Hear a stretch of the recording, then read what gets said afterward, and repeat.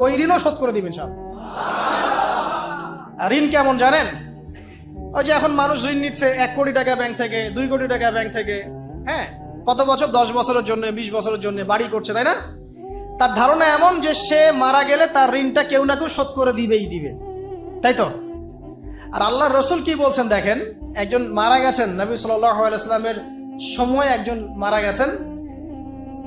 তো নবী করিম সাল্লাল্লাহু আলাইহি ওয়াসাল্লাম বলছেন, এই ব্যক্তির কি কোনো ঋণ আছে? একজন সাহাবী বলেন, হ্যাঁ ইয়া রাসূলুল্লাহ, তো ঋণ আছে। নবীজি বললেন, তোমরা ওর জানাজা পড়ো, আমাকে ডেকো না। তোমরা ওর জানাজা পড়ে নাও, আমি জানাজা পড়তে চাচ্ছি না। আমি এখন কেমন করে আপনাকে বুঝাবো ঋণ কত ভয়ঙ্কর জিনিস?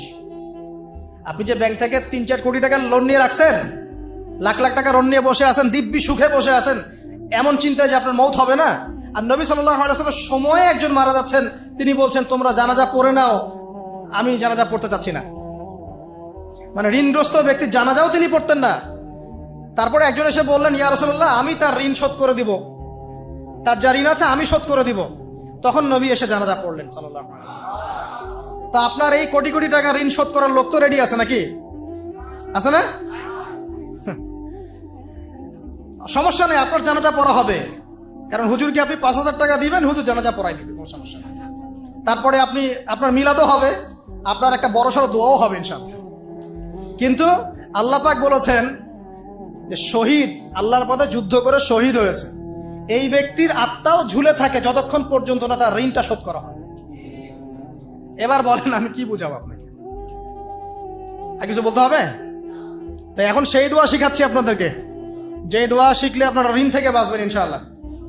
আমার সাথে বলেন, দোয়াটা হচ্ছে আল্লাহুম্মা ইকফিনি বিহালালিকা আন হারামিকা ওয়া আগনিনি বিফদলিকা আম্মান সিওয়াকা।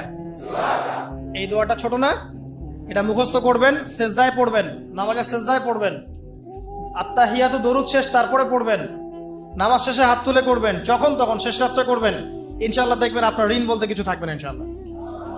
যদি থাকেও, বড় কোনো ঋণ থাকেও, আল্লাহ পাক অন্য কোনো মাধ্যমে এটা শোধ করার ব্যবস্থা করে দিবেন ইনশাআল্লাহ। ইনশাআল্লাহ আমার জীবনে এমন ঘটনা ঘটেছে, এটা এখন গল্পটা মনে পড়ে গেল তাই বলছি, যে 1,20,000 টাকা ঋণ আছে আমার, শোধ করার কোনো অপশন নাই আমার কাছে। আমার চোখে ধরা পড়ছে না যে 1,20,000 টাকা আমি কেমনে দিব।